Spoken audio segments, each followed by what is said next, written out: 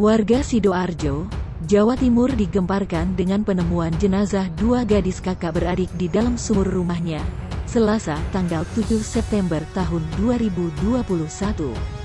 Diduga keduanya adalah korban pembunuhan. Pihak kepolisian hingga kini masih melakukan penyelidikan terkait dugaan perampokan dalam pembunuhan ini.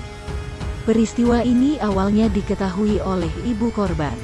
Korban diketahui bernama Dr. mahasiswa di sebuah perguruan tinggi di Surabaya.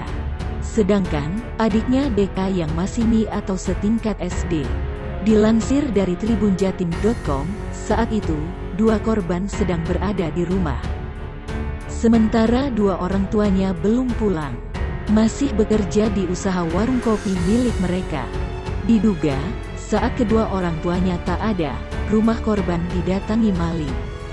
Dugaan ini diperkuat lantaran mobil, laptop, handphone, dan beberapa barang berharga di rumah itu raib.